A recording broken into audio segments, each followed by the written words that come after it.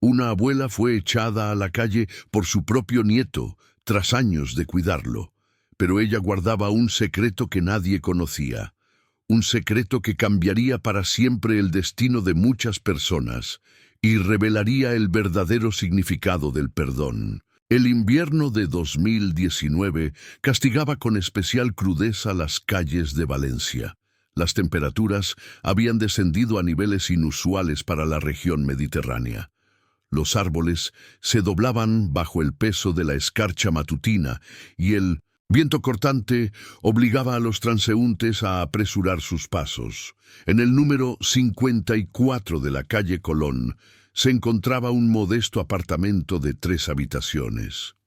Allí vivía Isabel Martínez Soto, una mujer de 78 años, de cabello plateado y ojos cansados pero brillantes. Isabel se despertaba cada mañana a las 6 para preparar el desayuno para su nieto Miguel, un joven de 27 años que había criado desde que sus padres fallecieron en un accidente de tráfico cuando él apenas tenía 8. Isabel dedicó su vida a criar a Miguel. Sacrificó sus propios sueños y comodidades para que él tuviera acceso a una buena educación. Trabajó como costurera hasta bien entrada la edad de jubilación para pagar sus estudios universitarios. Cuando las manos ya no le respondían con la agilidad necesaria para enhebrar agujas, comenzó a limpiar casas ajenas.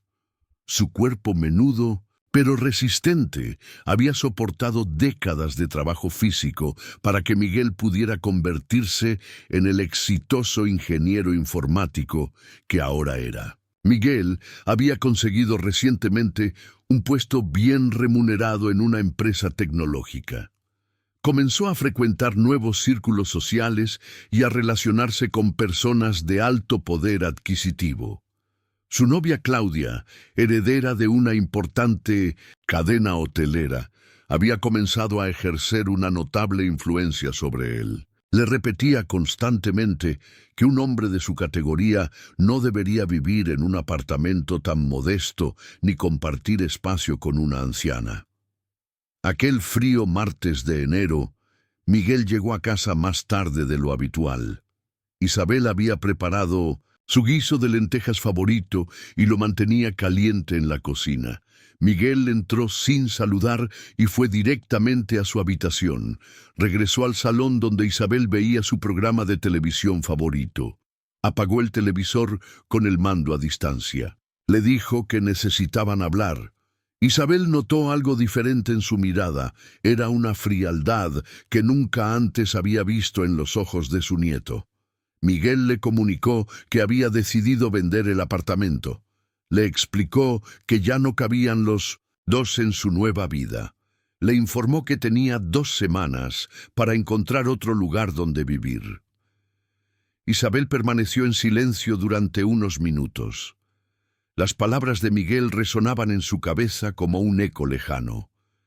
Finalmente preguntó si había hecho algo mal, si había alguna forma de solucionar cualquier problema que existiera entre ellos. Miguel respondió que no era un asunto personal, era simplemente el curso natural de la vida.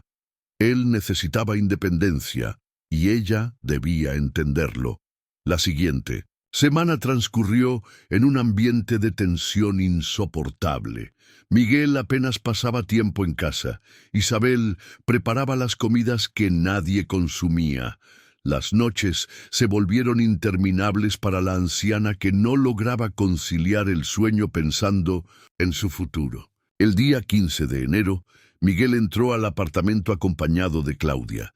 Traían consigo a un agente inmobiliario que comenzó a tomar fotografías y medidas del espacio. Isabel observaba desde un rincón de la cocina, invisible para todos. El agente preguntó por las pertenencias de la anciana. Miguel respondió que no se preocupara. Para el fin de semana el apartamento estaría completamente desocupado. Esa noche, Isabel reunió el valor necesario para hablar con su nieto.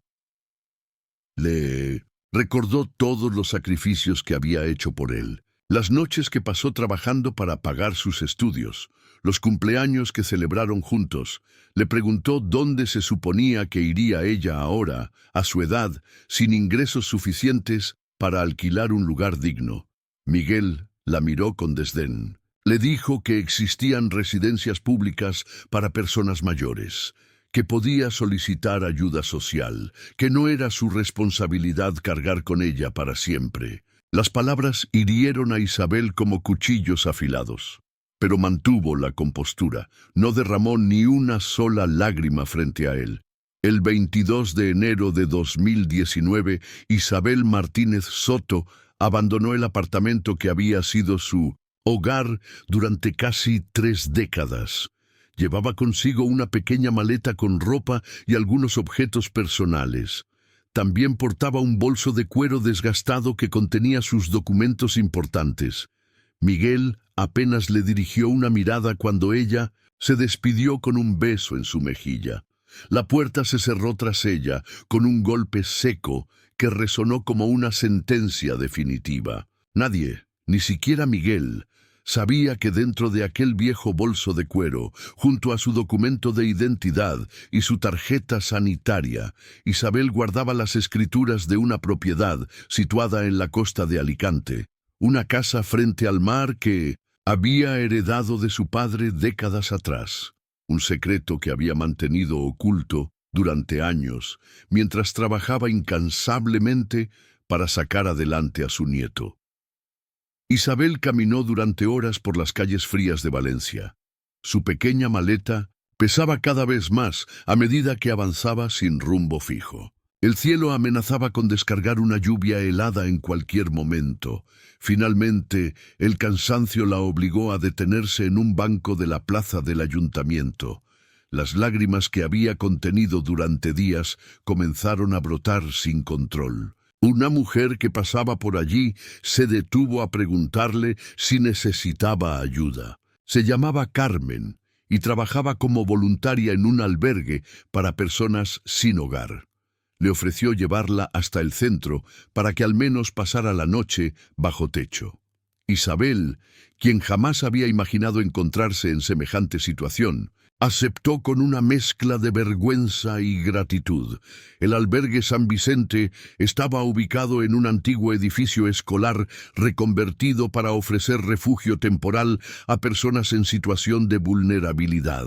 Contaba con habitaciones compartidas, un comedor comunitario y espacios para actividades diversas. Isabel fue recibida por el director del centro, Antonio Ferrer, un hombre de unos 60 años con una voz tranquilizadora y una mirada amable. Antonio escuchó atentamente la historia de Isabel. La asignó a una habitación que compartía con otras 3 mujeres mayores que también habían sido abandonadas por sus familias. Para su sorpresa, lejos de encontrar un ambiente deprimente, Isabel descubrió en aquel lugar una solidaridad que había olvidado que existía. Las mujeres compartían sus historias durante las noches, se apoyaban mutuamente, formaban una especie de familia improvisada unida por circunstancias similares. Mientras tanto, al otro lado de la ciudad, Miguel celebraba con Claudia la venta exitosa del apartamento. Habían conseguido un precio excelente gracias a la ubicación privilegiada. Con ese dinero más un préstamo bancario, adquirieron un lujoso ático en la zona exclusiva de la ciudad. Miguel mencionó brevemente a su abuela durante la cena de celebración. Claudia le aseguró que había hecho lo correcto, que no podía permitir que una anciana obstaculizara su camino hacia el éxito. En el albergue, Isabel conoció a Dolores, una mujer de 82 años que había sido profesora de matemáticas, a María, de 75, que trabajó toda su vida como enfermera, y a Pilar, de 79, antigua secretaria en 1900, un bufete de abogados. Todas compartían historias similares de abandono y soledad. Todas habían entregado sus vidas al cuidado de otros para terminar olvidadas cuando ya no resultaban útiles. Durante el día, Isabel colaboraba en las tareas del albergue, ayudaba en la cocina, organizaba la ropa donada, Leía cuentos a los niños que ocasionalmente llegaban con sus madres huyendo de situaciones de violencia. Por las noches, cuando todos dormían, sacaba de su bolso las escrituras de la casa en Alicante y las contemplaba bajo la tenue luz que se filtraba por la ventana. Aquella propiedad era el último regalo de su padre, un humilde pescador que había adquirido la casa cuando la costa aún no se había convertido en un destino turístico cotizado. Isabel nunca había considerado venderla, porque representaba el único patrimonio familiar que podría haber dejado a Miguel algún día. La había mantenido en secreto para sorprenderlo cuando fuera lo suficientemente maduro para valorarla. Ahora se preguntaba si había cometido un error al no revelar su existencia antes.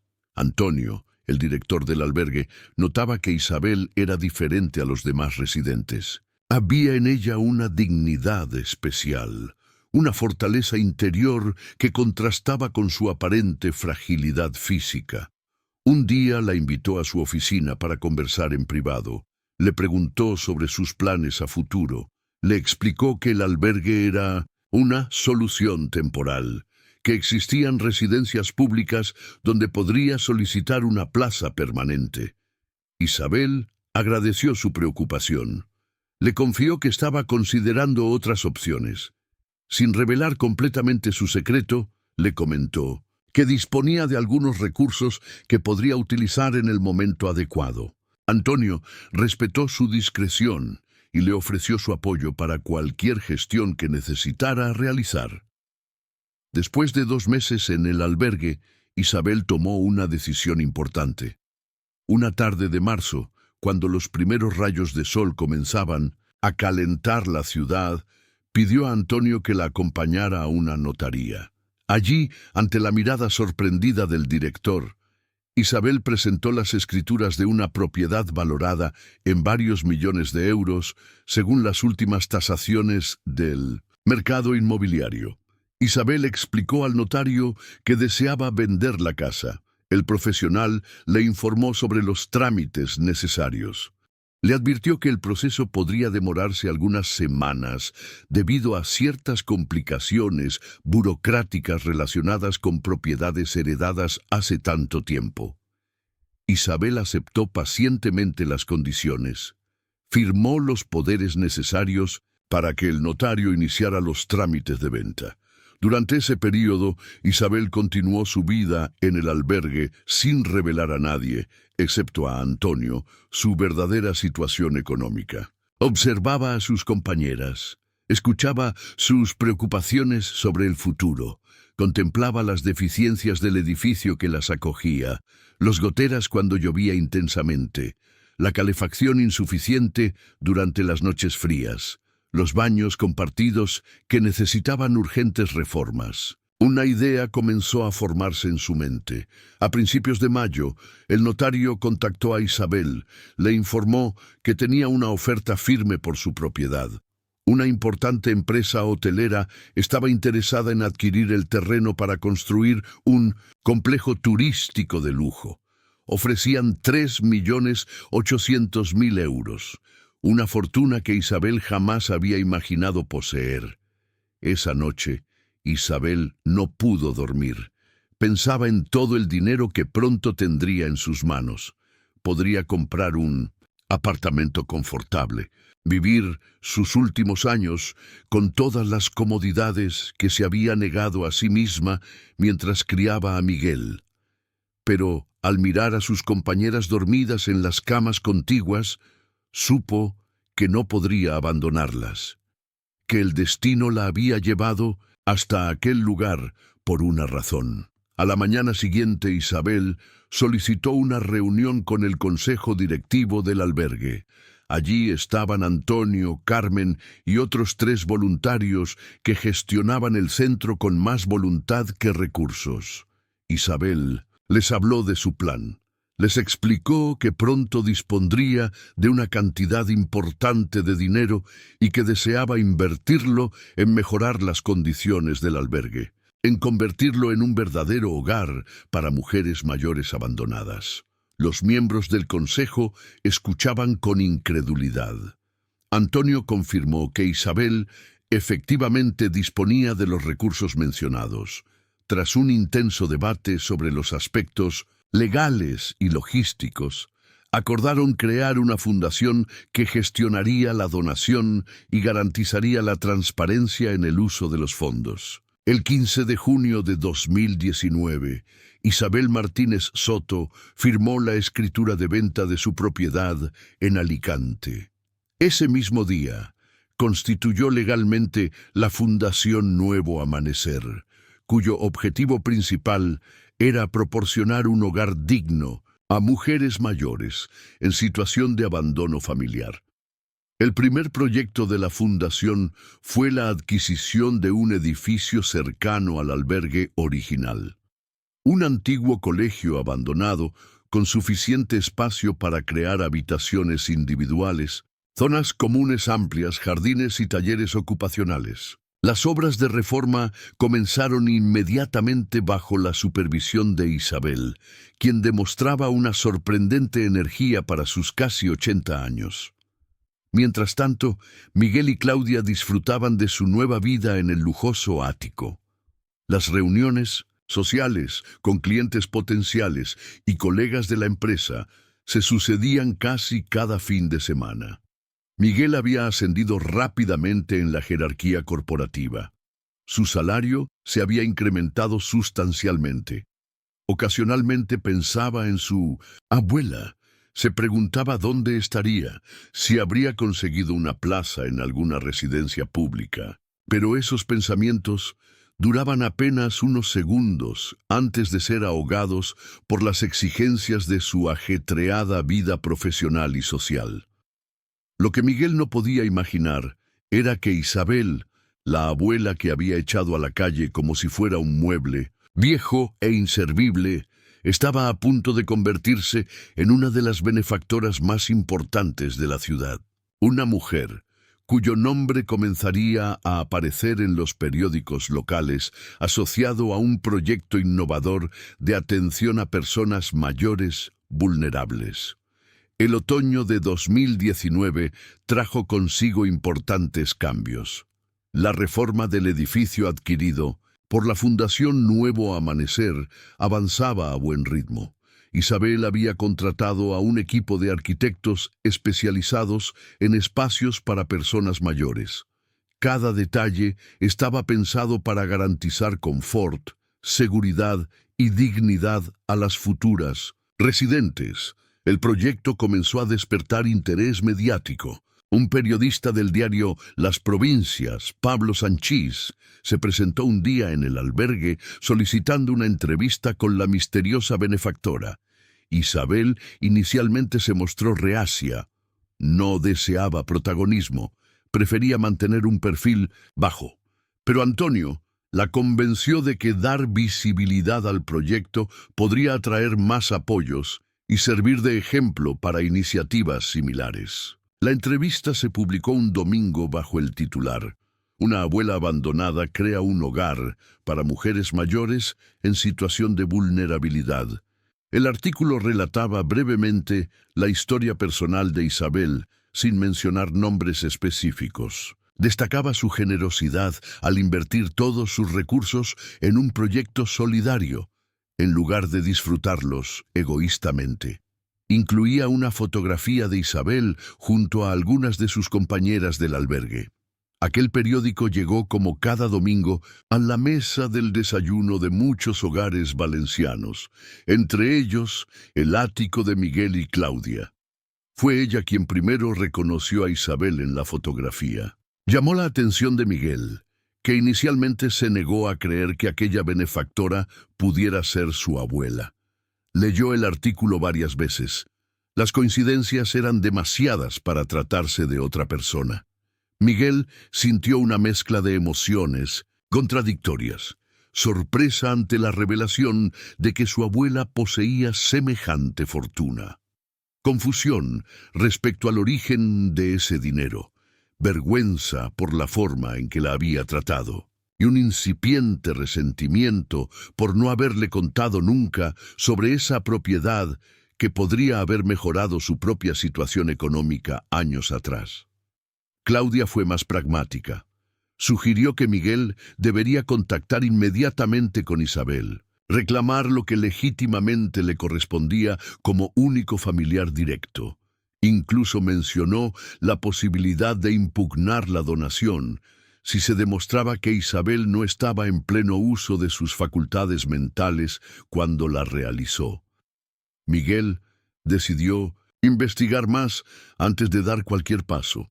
Contactó con el periodista que había firmado el artículo. Se presentó como un antiguo vecino de Isabel, interesado en colaborar con la fundación. Pablo Sanchís le proporcionó la dirección del albergue donde podría encontrarla. Le habló entusiasmado del proyecto y de cómo estaba transformando la vida de muchas mujeres mayores abandonadas. El siguiente fin de semana, Miguel se presentó en el albergue. Preguntó por Isabel Martínez. La recepcionista lo condujo hasta una sala de reuniones donde Isabel, Antonio y varios arquitectos discutían los últimos detalles de la reforma. Cuando Isabel levantó la vista y vio a su nieto parado en el umbral de la puerta, el tiempo pareció detenerse. Antonio percibió inmediatamente la tensión. Pidió a los arquitectos que los dejaran solos. Miguel avanzó lentamente hacia su abuela. La observó detenidamente. Parecía más delgada, pero sus ojos brillaban con una vitalidad que no recordaba haber visto antes. Le preguntó directamente sobre el dinero, sobre la casa en Alicante, sobre por qué nunca le había hablado de esa propiedad. Isabel respondió, con calma. Le explicó que la casa era una herencia de su abuelo, que había decidido mantenerla como un respaldo para situaciones de emergencia, que siempre había pensado dejarla como herencia para él cuando demostrara la madurez necesaria para valorarla adecuadamente. Miguel escuchaba con el ceño fruncido. Interrumpió bruscamente para preguntar si ahora pensaba dejarlo sin herencia, por haberse deshecho de ella. Las palabras hirieron a Isabel, pero respondió con la misma serenidad. Le dijo que el dinero ya no le pertenecía a ella ni podría pertenecerle a él, que legalmente había sido donado a una fundación con un propósito específico, que las escrituras estaban firmadas y los trámites completados, que no había vuelta atrás. Miguel perdió los estribos, alzó la voz acusándola de haberlo engañado toda la vida, de haber fingido pobreza mientras era secretamente millonaria, de haber trabajado innecesariamente en empleos precarios cuando podrían haber vivido cómodamente con el producto de la venta de esa propiedad. La llamó egoísta, manipuladora, mala abuela. Antonio intervino antes de que la situación escalara más. Le pidió a Miguel que se marchara, que respetara aquel espacio y a las personas que allí residían. Miguel lanzó una última mirada cargada de rencor a su abuela antes de abandonar furioso el lugar. Isabel permaneció sentada, aparentemente tranquila, aunque por dentro su corazón se rompía una vez más. Las siguientes semanas, Miguel consultó con varios abogados la posibilidad de reclamar judicialmente parte del patrimonio de su abuela. Todos coincidieron en que las posibilidades de éxito eran prácticamente nulas. La donación había sido realizada cumpliendo todos los requisitos legales. Isabel estaba en pleno uso de sus facultades mentales según los documentos notariales. Y además, Miguel había renunciado voluntariamente a sus responsabilidades familiares al echarla de casa sin proporcionarle alternativa habitacional. El año 2020 comenzó con la inauguración oficial de la residencia Nuevo Amanecer. El antiguo colegio se había transformado en un espacio luminoso y acogedor. Disponía de 50 habitaciones individuales completamente equipadas. Zonas comunes con bibliotecas, talleres y salas de televisión, un amplio jardín con huerto urbano, un equipo médico permanente y personal especializado en atención gerontológica. Las primeras residentes fueron precisamente las compañeras de Isabel del albergue. Luego se incorporaron otras mujeres mayores en situación de vulnerabilidad, seleccionadas por los servicios sociales municipales. Se estableció un patronato para garantizar la continuidad del proyecto más allá de la vida de su fundadora. Isabel rechazó ocupar ningún cargo directivo. Prefirió ser una residente más, aunque todos la trataban con especial deferencia. La residencia Nuevo Amanecer se convirtió rápidamente en un referente nacional de atención a personas mayores. Recibió visitas de representantes políticos, asociaciones del tercer sector y medios de comunicación. El modelo de gestión, centrado en la dignidad y autonomía de las residentes, comenzó a replicarse en otras ciudades españolas. Isabel veía con satisfacción cómo su idea inicial crecía y se consolidaba, cómo mujeres que habían sido abandonadas igual que ella encontraban no solo un techo, sino un verdadero hogar donde envejecer con dignidad, cómo se formaban nuevos vínculos que sustituían a las familias ausentes. Sin embargo, no podía evitar pensar en Miguel, en cómo la relación con su nieto se había deteriorado hasta romperse completamente. Lo que Isabel ignoraba era que la vida de Miguel estaba a punto de cambiar drásticamente, un cambio que los reuniría nuevamente en circunstancias que ninguno de los dos podría haber imaginado. Marzo de 2020 trajo consigo una crisis sanitaria sin precedentes. La pandemia de COVID-19 obligó al confinamiento de la población, paralizó la economía, colapsó el sistema sanitario. La empresa tecnológica donde trabajaba Miguel fue una de las primeras en anunciar despidos masivos. Su contrato, aún en período de prueba, fue rescindido sin indemnización. Miguel intentó mantener su nivel de vida mediante sus ahorros. Confiaba en encontrar rápidamente otro empleo similar. Pero las semanas pasaban y las respuestas a sus solicitudes de trabajo eran sistemáticamente negativas. El mercado laboral se había contraído dramáticamente. Las empresas priorizaban mantener a sus empleados veteranos. Un joven con poca experiencia como él resultaba fácilmente prescindible. Claudia comenzó a mostrarse cada vez más distante. Las discusiones sobre dinero se volvieron frecuentes. El ambiente en el lujoso ático se tornó irrespirable. Finalmente, un día de junio, Miguel regresó de una infructuosa entrevista de trabajo para encontrar las maletas de Claudia en la entrada. Ella le comunicó fríamente que regresaba a casa de sus padres, que no podía continuar una relación con alguien sin estabilidad económica, que lo llamaría cuando su situación mejorara. Miguel quedó devastado. Intentó contactar con antiguos amigos. Descubrió que muchos de ellos habían desaparecido al mismo tiempo que su poder adquisitivo. Los pocos que respondieron a sus llamadas le ofrecieron vagas promesas de ayuda que nunca se concretaron. Se encontró súbitamente solo, sin trabajo, sin pareja, con un ático cuya hipoteca no podría seguir pagando. El banco no tardó en enviar los primeros avisos de impago. Luego llegaron las notificaciones formales.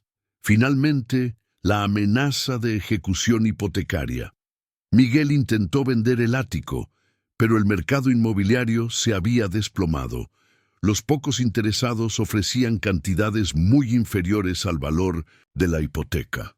En octubre de 2020, Miguel fue desahuciado. El banco ejecutó la hipoteca y subastó el ático por un valor que apenas cubría el 50% de la deuda pendiente.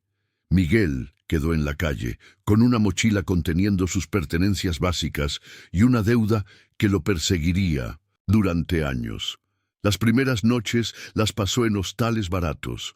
Cuando sus últimos ahorros se agotaron, durmió en la estación de autobuses. Finalmente, un trabajador social que realizaba rondas nocturnas le habló de los albergues para personas sin hogar. Le mencionó específicamente uno que ofrecía programas especiales de reinserción laboral. Se llamaba Albergue San Vicente. Miguel no asoció inmediatamente el nombre con el lugar donde había encontrado a su abuela meses atrás. Acudió allí como última opción. Cuando entró al edificio, fue recibido por Antonio, el mismo director que lo había expulsado durante su confrontación con Isabel. Antonio lo reconoció inmediatamente, pero no hizo ningún comentario al respecto. Lo registró como a cualquier otro usuario. Le asignó una cama en un dormitorio compartido. Le explicó las normas básicas de convivencia. Durante sus primeros días en el albergue, Miguel intentó mantener un perfil bajo. Evitaba las zonas comunes. Apenas hablaba con otros residentes. Se sentía profundamente avergonzado por su situación. Una mañana, mientras desayunaba en el comedor comunitario, escuchó a dos hombres mayores comentar sobre una excursión programada para esa tarde. Irían a visitar una residencia para mujeres mayores donde les ofrecerían una merienda y un concierto de piano. Miguel no prestó demasiada atención hasta que escuchó el nombre de la residencia. Nuevo Amanecer, el proyecto de su abuela. Sintió curiosidad por ver cómo había evolucionado aquella iniciativa de la que había leído en el periódico. Decidió apuntarse a la excursión, sin revelar su conexión personal con la fundadora. Esa tarde, un pequeño autobús trasladó a 15 residentes del albergue hasta la residencia. Miguel quedó impresionado por el edificio. La antigua escuela se había transformado en un espacio moderno y acogedor. Nada que ver con la imagen deprimente que tenía de las residencias públicas para ancianos. En la entrada, un gran mural mostraba el lema de la institución. Donde termina el abandono, comienza la dignidad. El grupo fue recibido por una trabajadora social que les ofreció una visita guiada por las instalaciones. Les mostró las habitaciones individuales, los talleres ocupacionales, la biblioteca, el huerto urbano. Les explicó brevemente la historia del proyecto. Cómo una mujer mayor que había sido abandonada por su familia había decidido invertir todo su patrimonio en crear un hogar para personas que habían sufrido su mismo destino. La visita culminó en un amplio salón donde estaba previsto el concierto. Las residentes ya ocupaban las primeras filas de sillas. Miguel escrutó discretamente entre el público buscando a su abuela. No la localizó. Pensó que quizás estaría en su habitación o ocupada en alguna otra actividad. El director de la residencia subió al pequeño escenario para dar la bienvenida a los visitantes. Agradeció su presencia. Mencionó la importancia de mantener vínculos entre diferentes instituciones que atendían a personas en situación de vulnerabilidad. Finalmente, anunció con orgullo que la pianista que ofrecería el concierto era precisamente la fundadora de Nuevo Amanecer, la señora Isabel Martínez Soto. Miguel sintió que el corazón se le detenía cuando vio a su abuela avanzar hacia el piano. Vestía un sencillo conjunto azul marino, llevaba el cabello recogido en un moño elegante. Se movía con la misma agilidad que recordaba. Se sentó frente al instrumento, ajustó la banqueta, colocó las manos sobre las teclas y comenzó a tocar. Las notas de Claro de Luna de Debussy inundaron la sala. Miguel recordó súbitamente que su abuela siempre había querido aprender a tocar el piano, que siendo joven había trabajado brevemente como limpiadora en un conservatorio con la esperanza de recibir algunas clases a cambio, que había renunciado a ese sueño cuando los padres de Miguel fallecieron y tuvo que hacerse cargo de él. La música despertó en Miguel recuerdos que creía olvidados. Su abuela cantándole para dormir, enseñándole a leer, ahorrando durante meses para regalarle su primera bicicleta, trabajando horas extras para pagar sus clases particulares cuando suspendía alguna asignatura, sacrificando sus propias necesidades para que él nunca careciera de nada. Cuando la pieza terminó, El público estalló en aplausos. Isabel se levantó e hizo una pequeña reverencia. Fue entonces cuando su mirada se cruzó con la de Miguel. Durante un instante, ninguno de los dos reaccionó. Luego Isabel continuó saludando al público como si no lo hubiera visto. Miguel permaneció inmóvil, conmocionado por el encuentro inesperado. Tras el concierto, se sirvió una merienda en el jardín. Los residentes de ambos centros conversaban animadamente en pequeños grupos. Miguel se mantuvo apartado, sin saber cómo aproximarse a su abuela después de todo lo ocurrido. Finalmente, fue ella quien se acercó a él con 2 tazas de té. Le ofreció una sin decir palabra. Se sentaron en un banco alejado del bullicio. Isabel rompió el silencio. Le preguntó cómo había llegado al albergue. Miguel, con la voz entrecortada, por la vergüenza, le relató brevemente su caída en desgracia, el despido, el abandono de Claudia, el desahucio, las noches en la calle, la derivación al albergue por parte de los servicios sociales. No omitió detalles ni intentó justificarse. Asumió la responsabilidad de sus decisiones y sus consecuencias. Isabel escuchaba en silencio. No interrumpió ni una sola vez. No mostró satisfacción ante la desgracia de quien la había echado a la calle. Tampoco expresó lástima o compasión exagerada. Su rostro reflejaba simplemente la atención de quien escucha para comprender, no para juzgar. Cuando Miguel terminó su relato, Isabel permaneció callada unos instantes.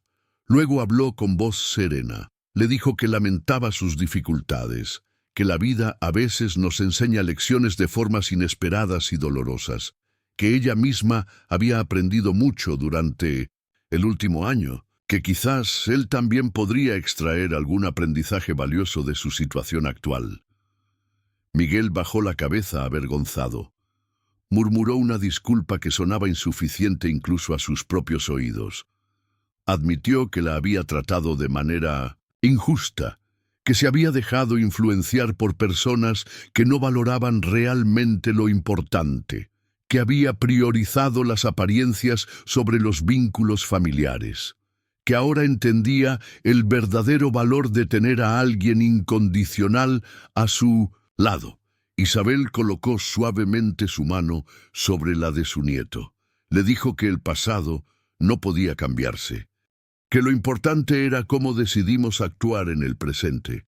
Le preguntó qué planes tenía para su futuro.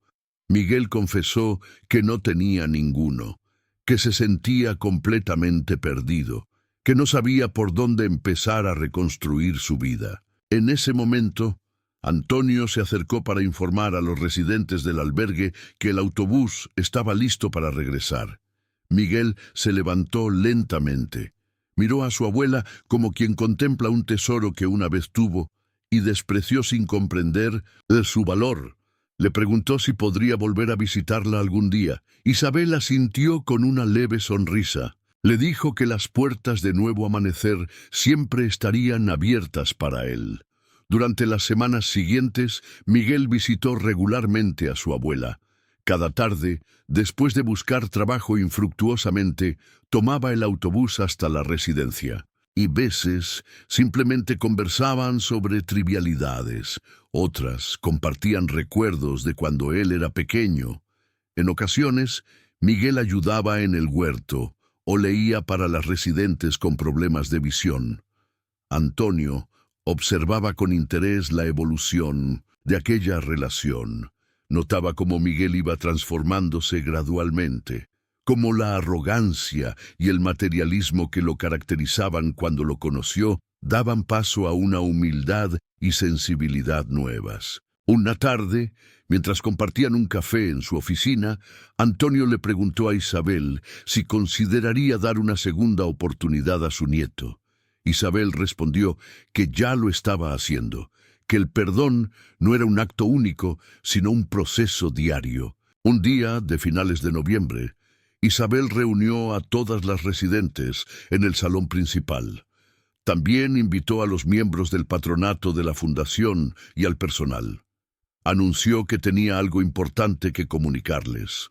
Todos guardaron silencio expectantes. Isabel explicó que había estado reflexionando sobre el futuro de Nuevo Amanecer, sobre cómo garantizar que el proyecto continuara creciendo y ayudando a más personas cuando ella ya no estuviera. Reveló entonces que había tomado una decisión importante. Propuso la creación de una nueva rama de la fundación, un programa dedicado específicamente a personas que, como su nieto Miguel, habían perdido todo y necesitaban apoyo para rehacer sus vidas. Personas que habían cometido errores, pero merecían una segunda oportunidad. El programa ofrecería alojamiento temporal, formación profesional y acompañamiento psicológico. A cambio, los beneficiarios colaborarían en el mantenimiento y las actividades de la residencia. Los miembros del patronato escuchaban con interés. Algunos expresaron dudas sobre la viabilidad económica de semejante ampliación. Isabel Lesteux recordó que aún quedaban fondos de la venta de la propiedad que no habían sido utilizados. Además, la residencia había comenzado a recibir donaciones de particulares y empresas impresionados por su labor social. Los recursos existían. Solo faltaba la voluntad de emplearlos en esta nueva dirección.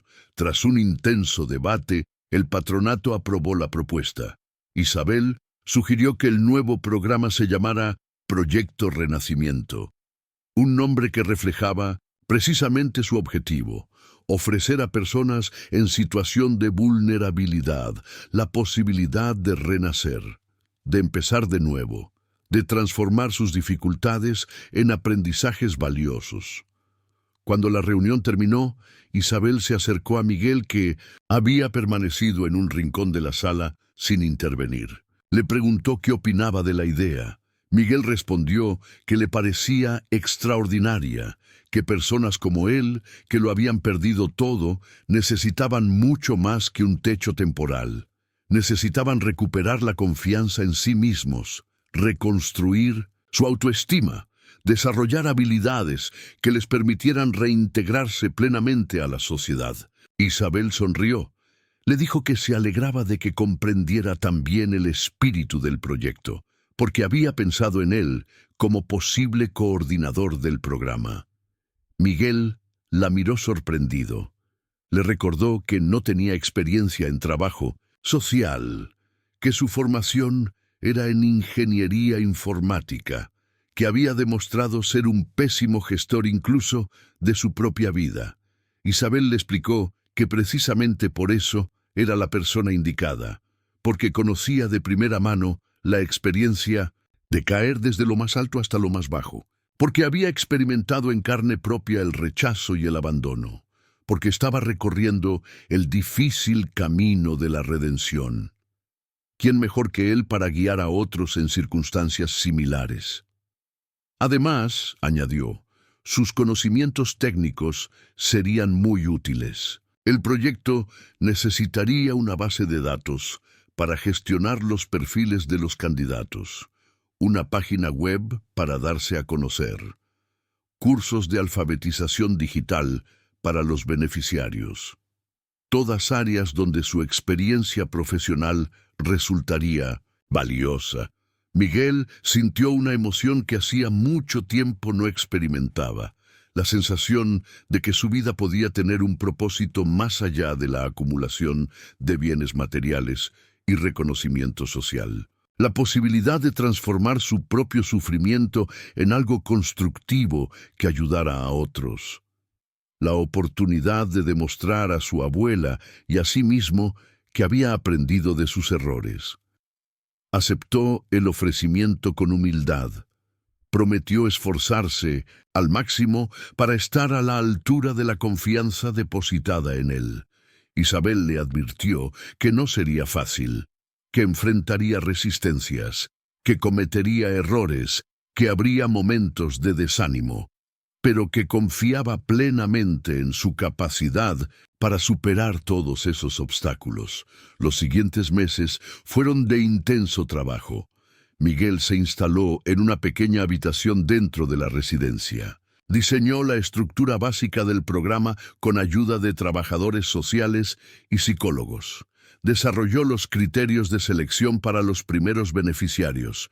Adaptó parte del edificio para crear espacios adecuados para las nuevas actividades. Todo bajo la supervisión discreta pero constante de Isabel.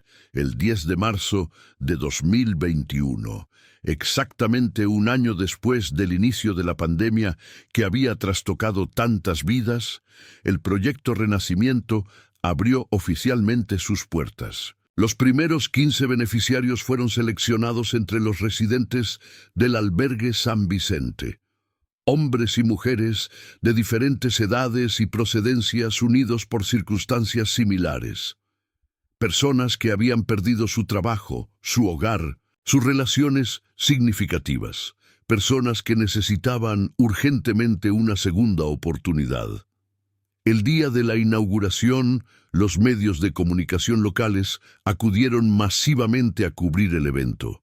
El programa representaba una iniciativa innovadora en el ámbito de la intervención social, un puente entre diferentes tipos de vulnerabilidad, un reconocimiento de que la soledad y el abandono no son exclusivos de la vejez, sino que pueden afectar a cualquier persona en determinadas circunstancias.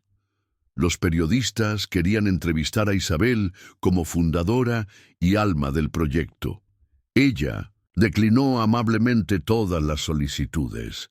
En su lugar, sugirió que hablaran con Miguel como coordinador del programa. Fue él quien explicó los objetivos, la metodología, los planes de futuro, quien presentó a algunos de los beneficiarios que voluntariamente quisieron compartir sus testimonios. Entre el público que asistía a la inauguración se encontraba Claudia, la exnovia de Miguel.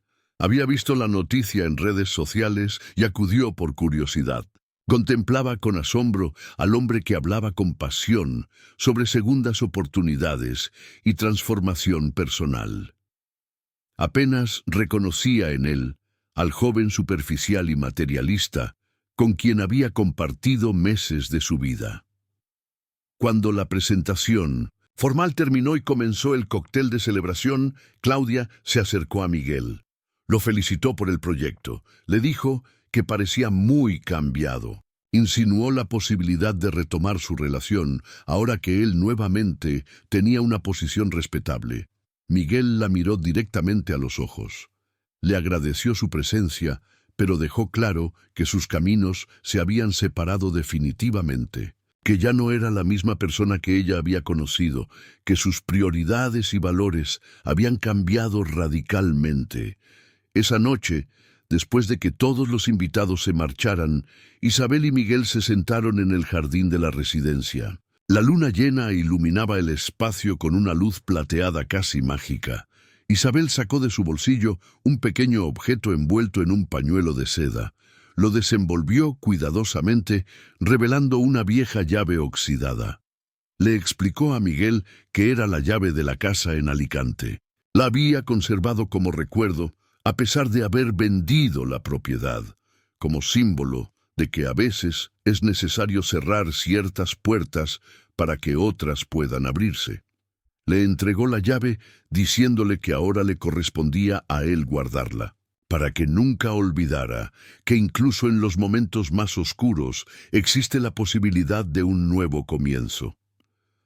Miguel tomó la llave con manos temblorosas.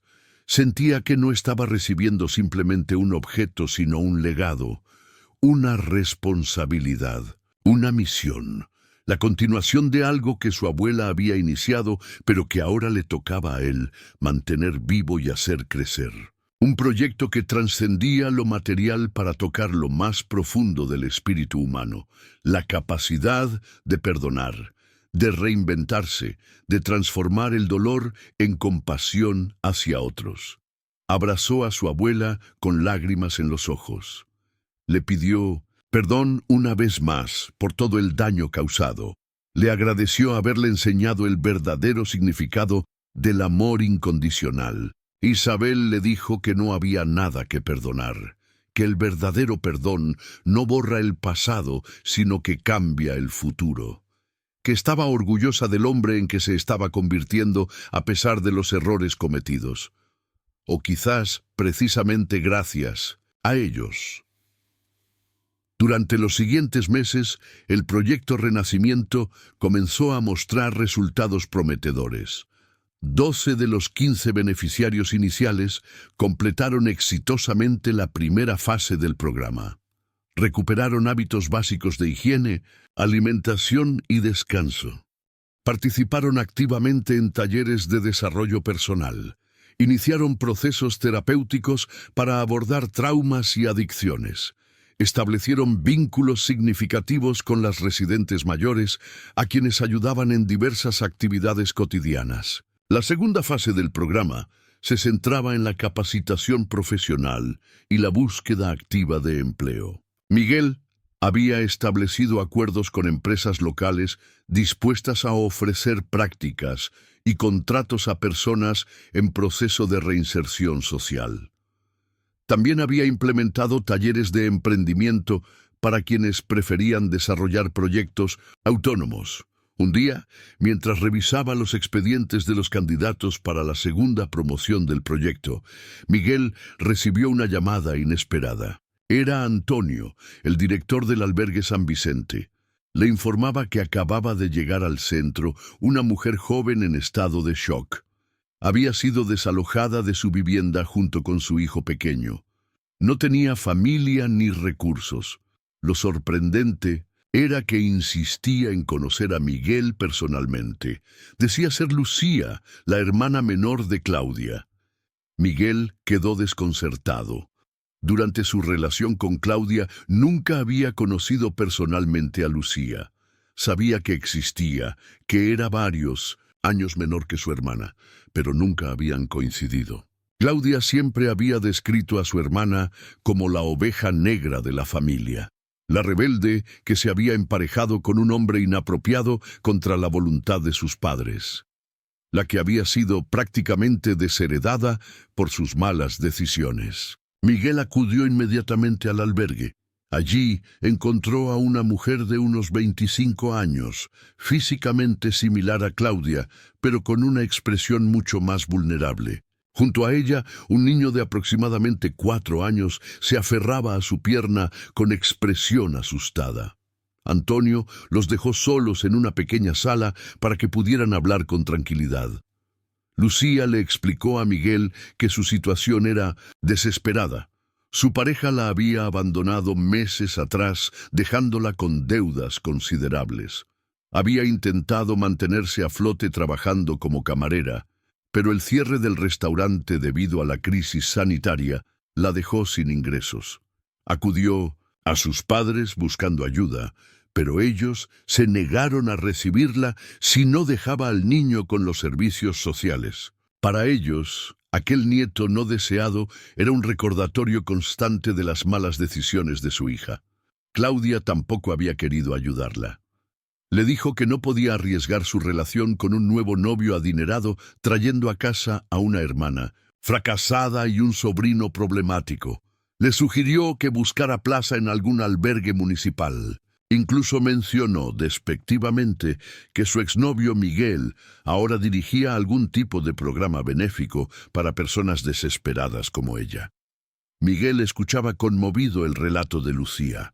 Veía en ella y en su hijo el reflejo de tantas personas que llegaban al proyecto Renacimiento, individuos que habían cometido errores, tomado malas decisiones o simplemente sufrido circunstancias adversas fuera de su control.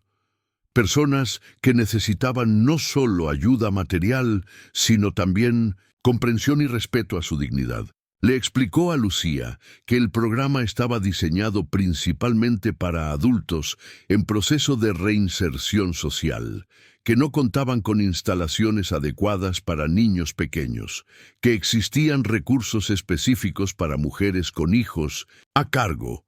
Lucía lo interrumpió, le dijo que no pedía un trato especial, que estaba dispuesta a trabajar duramente, que su hijo era tranquilo y bien comportado, que solo necesitaban una oportunidad para demostrar su valía. Miguel prometió consultar el caso con el equipo técnico y con Isabel. Mientras tanto, Lucía y su hijo podrían permanecer en el albergue, donde al menos tendrían sus necesidades básicas cubiertas. Les aseguró que volvería al día siguiente con una respuesta. Esa noche, Miguel expuso la situación a Isabel durante su habitual cena compartida. Le habló de Lucía, de su hijo, de la cruel indiferencia mostrada por Claudia y sus padres, de cómo aquel caso representaba un desafío para el programa que no habían contemplado inicialmente. Niños acompañando a sus padres en procesos de reinserción social. Isabel escuchó atentamente como siempre hacía. Luego compartió una reflexión que sorprendió a Miguel.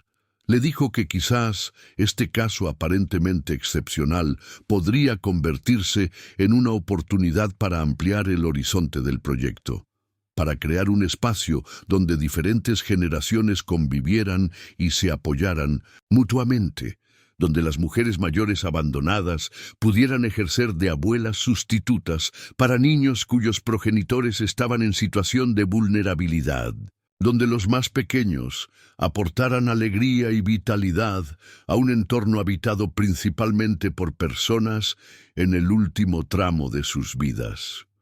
Miguel captó inmediatamente el potencial de aquella idea. Vio cómo podría beneficiar simultáneamente a varios colectivos vulnerables, cómo podría generar dinámicas de apoyo mutuo extremadamente valiosas, cómo podría romper el aislamiento generacional que caracterizaba a tantas instituciones asistenciales. La mañana siguiente, Miguel regresó al albergue. Comunicó a Lucía que había sido aceptada en el proyecto Renacimiento junto con su hijo. Le explicó las condiciones. Vivirían en un pequeño apartamento dentro del complejo. Ella participaría en todas las actividades formativas y terapéuticas del programa. El niño asistiría a la escuela infantil municipal durante las mañanas. Por las tardes, podría participar en actividades intergeneracionales con las residentes mayores. Los ojos de Lucía se llenaron de lágrimas de alivio y gratitud. Por primera vez en meses, sentía que alguien la veía como un ser humano digno de respeto y no como un problema que resolver o evitar. Prometió aprovechar al máximo esta oportunidad, demostrar que merecía la confianza depositada en ella. El caso de Lucía y su hijo supuso un punto de inflexión para el proyecto Renacimiento. A partir de su incorporación, se desarrolló un protocolo específico para admitir a personas con menores a cargo. Se adaptaron espacios para hacerlos más adecuados para la convivencia intergeneracional. Se diseñaron actividades donde los más pequeños y los más mayores pudieran interactuar de forma mutuamente beneficiosa. El éxito de esta iniciativa fue tal que pronto atrajo la atención de instituciones académicas interesadas en estudiar sus efectos. Investigadores de la universidad local solicitaron permiso para documentar el impacto del programa en sus diferentes beneficiarios. Los resultados preliminares mostraban beneficios notables para todos los implicados. Las personas mayores que interactuaban regularmente con niños mostraban mejoras significativas en su estado de ánimo, funciones cognitivas y movilidad. Los menores desarrollaban una visión más positiva y respetuosa del envejecimiento. Los adultos en proceso de reinserción encontraban en el cuidado intergeneracional una motivación adicional para su recuperación personal. Un día de primavera de 2022, el proyecto Renacimiento recibió una visita inesperada. Era un equipo de televisión que preparaba un reportaje sobre iniciativas sociales innovadoras surgidas como respuesta a la crisis provocada por la pandemia. Querían entrevistar a Isabel como fundadora, a Miguel como director y a algunos de los beneficiarios que voluntariamente quisieran compartir sus testimonios. Isabel, como siempre, prefirió mantenerse en un discreto segundo plano. Accedió a aparecer brevemente, pero insistió en que fueran Miguel y el equipo técnico quienes explicaran los detalles del proyecto. También sugirió que entrevistaran a Lucía, quien en poco más de un año había logrado avances extraordinarios. Había completado su formación como auxiliar de geriatría. Había conseguido un contrato estable en la propia residencia. Su hijo se había integrado perfectamente en la dinámica intergeneracional del centro, siendo adoptado como nieto honorario por varias residentes. El reportaje se emitió en horario de máxima audiencia un domingo por la noche. Mostraba imágenes de la residencia, de los talleres formativos, de las actividades intergeneracionales. Recogía testimonios emocionantes de personas que habían encontrado en el proyecto una segunda oportunidad. Explicaba cómo una iniciativa nacida del rechazo personal se había transformado en un modelo de intervención social reconocido internacionalmente. Entre los espectadores de aquel reportaje se encontraban Claudia y sus padres. Veían con incredulidad cómo Lucía, la oveja negra de la familia, aparecía en televisión nacional como ejemplo de superación. Cómo su sobrino, al que nunca habían querido conocer, crecía feliz, rodeado de afecto. Cómo Miguel, a quien habían considerado un fracasado tras su caída en desgracia, dirigía ahora un proyecto innovador que recibía reconocimientos y financiación de instituciones prestigiosas.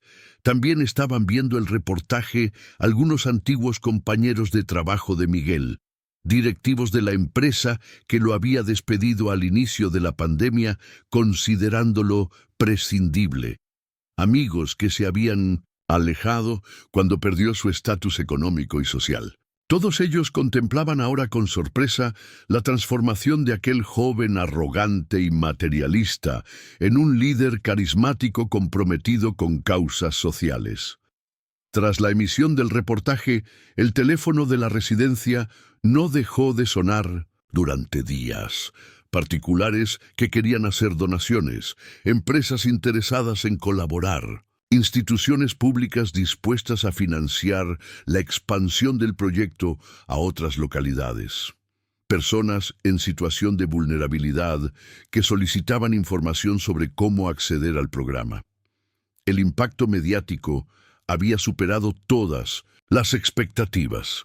Una mañana, mientras Miguel revisaba la correspondencia recibida, encontró un sobre con membrete de un prestigioso bufete de abogados. Lo abrió con curiosidad. Era una carta firmada por el padre de Claudia. Solicitaba formalmente una reunión para discutir posibles vías de colaboración entre su empresa hotelera y la fundación. Manifestaba su admiración por el proyecto y su deseo de formar parte de una iniciativa tan valiosa para la comunidad. Miguel mostró la carta a Isabel. Le preguntó su opinión, si debían aceptar colaboraciones de personas que habían demostrado previamente una absoluta falta de empatía hacia los más vulnerables. Isabel reflexionó unos instantes. Le respondió que parte de la misión del proyecto era precisamente transformar mentalidades, que quizás esta era una oportunidad para que esas personas reconsideraran sus valores y prioridades, que siempre que la colaboración fuera sincera y respetuosa, debían mantener las puertas abiertas. La reunión se celebró una semana después en la sala de juntas de la residencia. El padre de Claudia acudió acompañado por su esposa y por la propia Claudia. También estaban presentes Miguel, Isabel y algunos miembros del patronato de la fundación. El empresario expuso su propuesta: ofrecer formación especializada en hostelería a beneficiarios del programa, contratar a un porcentaje de ellos en sus establecimientos, financiar la construcción de nuevas instalaciones para ampliar la capacidad del proyecto. Durante la presentación, Claudia no podía evitar mirar disimuladamente a Lucía, que participaba en la reunión como representante de los beneficiarios del programa.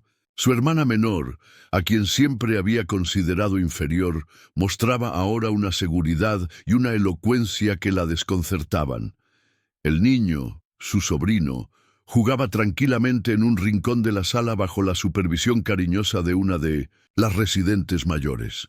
Miguel agradeció la propuesta, pero aclaró que debían estudiarla detenidamente, que cualquier colaboración debía alinearse perfectamente con los valores y objetivos del proyecto, que no aceptarían condiciones que pudieran comprometer la dignidad o los derechos de los beneficiarios, que la decisión final correspondería al patronato tras consultar con todos los implicados. Cuando la reunión terminó, Claudia se acercó tímidamente a Lucía. Intentó iniciar una conversación. Le dijo que se alegraba de verla tan bien, que el niño había crecido mucho desde la última vez que lo vio, que quizás podrían retomar el contacto, reunirse ocasionalmente como hermanas. Lucía la miró directamente a los ojos. Le respondió con una tranquilidad que reflejaba no rencor, sino una profunda asimilación de su experiencia vital. Le dijo que el tiempo del abandono había quedado atrás, que ahora tenía una nueva familia en la residencia, personas que la habían acogido cuando más lo necesitaba. Que si deseaba formar parte de su vida, tendría que demostrar con hechos, no con palabras, que realmente había cambiado. Isabel, que observaba la escena desde cierta distancia, sintió una profunda satisfacción. Veía cómo el proyecto que había nacido de su propio dolor se había convertido en un espacio de transformación para tantas personas, cómo el rechazo que ella misma había sufrido se había transmutado en una fuerza capaz de generar nuevas oportunidades para los más vulnerables. Como su nieto, aquel joven egoísta que la había echado a la calle, lideraba ahora con pasión y compromiso una iniciativa de profundo impacto social. 5 años después de la inauguración del Proyecto Renacimiento, la antigua escuela reconvertida en residencia para mujeres mayores se había transformado en un complejo mucho más amplio. Ahora ocupaba toda una manzana e incluía varios edificios interconectados. La residencia original para mujeres mayores, un centro de formación profesional, apartamentos tutelados para familias en proceso de reinserción, talleres productivos donde se desarrollaban iniciativas de economía social. Un jardín intergeneracional que servía como punto de encuentro para todos los residentes. El modelo de intervención desarrollado inicialmente de forma intuitiva se había consolidado y sistematizado. Había sido objeto de estudios académicos. Se había replicado en otras ciudades españolas y comenzaba a expandirse internacionalmente. El nombre de Isabel Martínez Soto aparecía en publicaciones especializadas como pionera de un enfoque innovador en la atención a la vulnerabilidad social desde una perspectiva intergeneracional. Un soleado día de junio de 2024 se celebraba el 5º aniversario del proyecto con una gran fiesta en los jardines de la residencia. Asistían beneficiarios actuales y antiguos, personal técnico y voluntarios, representantes institucionales y colaboradores empresariales, periodistas interesados en documentar el evento. Miguel, ahora con 32 años y una madurez que iba mucho más allá de su edad cronológica, pronunciaba un emotivo discurso de agradecimiento. Recordaba los orígenes humildes del proyecto. Narraba algunas de las historias de superación más significativas, anunciaba nuevos planes de expansión y colaboraciones internacionales. Entre el público, en primera fila, se encontraba Isabel. A sus 83 años, conservaba la misma dignidad y serenidad que siempre la habían caracterizado. Sus ojos brillaban con orgullo al escuchar a su nieto, al contemplar cómo aquel joven que una vez la había rechazado se había convertido en un hombre íntegro, comprometido con los más vulnerables. Cuando el acto formal terminó y comenzó la celebración más distendida, Miguel se acercó a su abuela. Se sentaron juntos bajo un frondoso olivo, lejos del bullicio de la fiesta. Isabel sacó del bolsillo de su chaqueta un pequeño objeto envuelto en seda. La vieja llave oxidada que años atrás había entregado a Miguel como símbolo de continuidad y renovación. Le dijo que había llegado el momento de compartir con él algo que nunca le había contado, que la casa de Alicante no era simplemente una propiedad heredada de su padre como siempre le había dicho, que existía una historia más profunda y significativa tras aquellas paredes frente al mar. La casa había pertenecido originalmente a Ramón Soto, un joven pescador humilde, pero con grandes sueños. Durante la posguerra española, cuando la miseria y el hambre castigaban especialmente a los perdedores del conflicto, Ramón encontró a una niña abandonada en la playa. Una pequeña de apenas 3 años, desnutrida y enferma, cuyos padres probablemente habían muerto intentando huir del país. A pesar de su propia pobreza, Ramón decidió acoger a aquella niña. La llevó a su modesta casa de pescador. La alimentó con lo poco que tenía. La cuidó hasta que recuperó la salud. Intentó localizar a sus familiares sin éxito. Finalmente, tomó la decisión de adoptarla legalmente contra el consejo de todos sus conocidos que le advertían de las dificultades que enfrentaría un hombre soltero y pobre criando a una niña. Aquella niña era Isabel.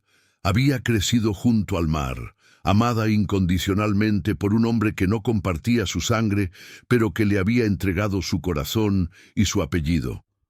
Cuando Isabel tenía 16 años, Ramón enfermó gravemente.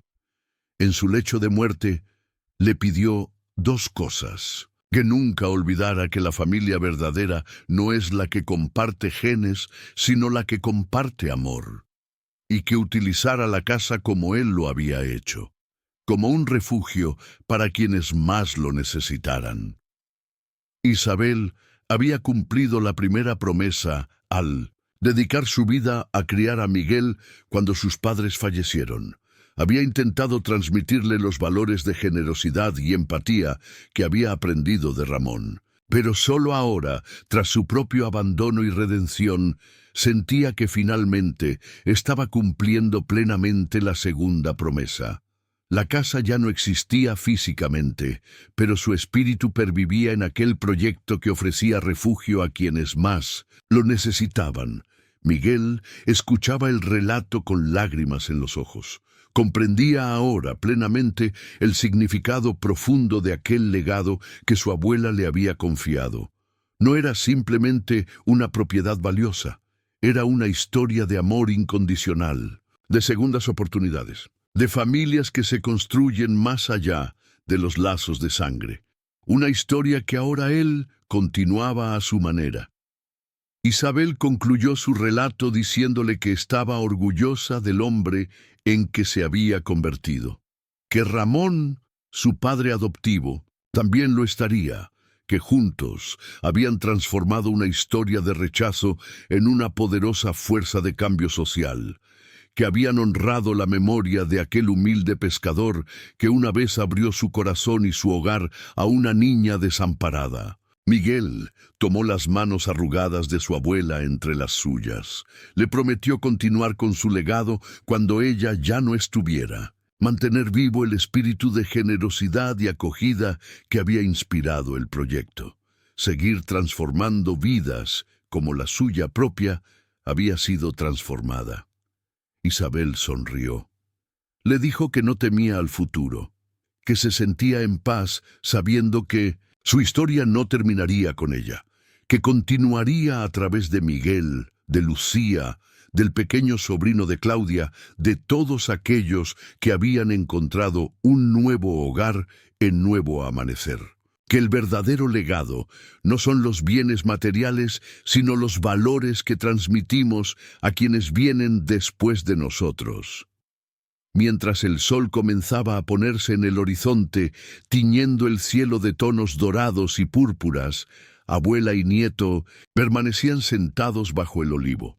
Dos generaciones unidas no solo por lazos de sangre, sino por una comprensión compartida del verdadero significado del perdón.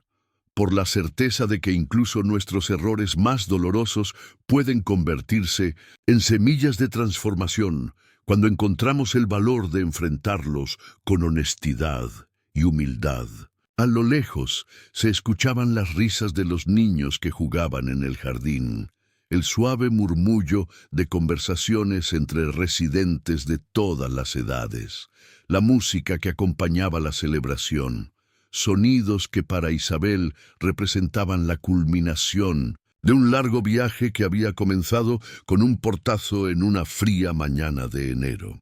Un viaje que la había llevado desde el abandono hasta la creación de un nuevo tipo de familia, para quienes, como ella, habían experimentado el rechazo de quienes más deberían haberlos amado. Miguel contemplaba el complejo residencial que se extendía ante ellos.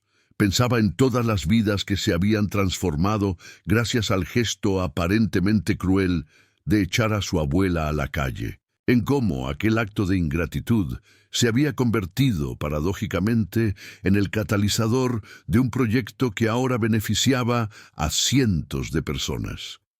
En cómo los caminos de la vida son impredecibles y a veces nuestros peores momentos contienen las semillas de nuestras mayores bendiciones. Isabel, como si leyera los pensamientos de su nieto, le dijo suavemente que la vida rara vez sigue caminos rectos, que lo importante no es evitar caídas, sino aprender a levantarse, que el verdadero valor de una persona no se mide por sus éxitos, sino por su capacidad para transformar el sufrimiento en compasión hacia otros, que ese era el secreto que ella había guardado toda su vida.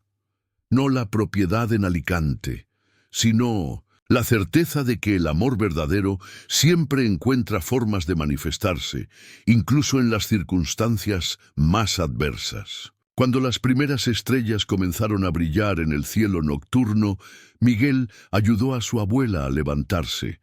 Caminaron lentamente hacia la residencia, donde la celebración continuaba.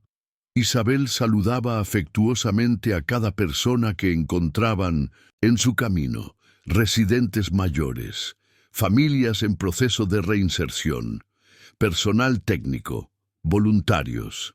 Todos la trataban con un respeto que iba mucho más allá de su posición como fundadora.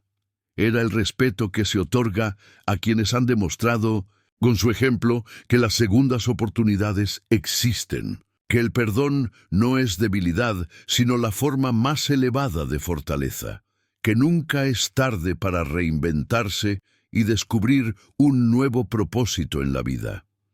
Esa noche, cuando finalmente se retiraron a descansar, Isabel contempló desde la ventana de su habitación las luces que iluminaban los diferentes edificios del complejo. Cada luz representaba una vida en proceso de transformación, una historia de caída y redención similar a la suya, a la de Miguel, a la que su padre adoptivo le había contado tantas veces sobre aquella niña abandonada que encontró en la playa. Pensó en todas las vueltas que da la vida, en cómo su nieto la había echado a la calle, creyendo que era una carga inútil, sin saber que poseía un secreto que cambiaría el destino de muchas personas. En cómo ella misma había mantenido oculta aquella propiedad durante tantos años, esperando el momento adecuado para revelar su existencia. En cómo aquel secreto, finalmente revelado, había detonado una cadena de acontecimientos que nadie podría haber previsto. Isabel cerró los ojos con una sensación de plenitud que nunca antes había experimentado. Sentía que el círculo estaba completo, que la promesa hecha a Ramón había sido cumplida, que su historia personal de abandono y redención se había transformado en un legado que perviviría mucho después de que ella ya no estuviera. Y así, En una residencia que alguna vez fue un refugio para una anciana abandonada por su propio nieto, decenas de personas encontraban cada día nuevas razones para creer en el poder transformador del perdón y en la posibilidad siempre presente de comenzar de nuevo, sin importar cuán oscuro parezca el camino por delante. Porque a veces los secretos más valiosos no son los que guardamos celosamente, sino los que finalmente nos atrevemos a revelar. Y en el caso de Isabel, aquel secreto no solo cambió su vida y la de su nieto, cambió para siempre el destino de toda una comunidad, demostrando que incluso nuestras heridas más profundas pueden convertirse en fuentes de sanación para otros cuando encontramos el valor de transformarlas en actos de generosidad y amor incondicional. Fin.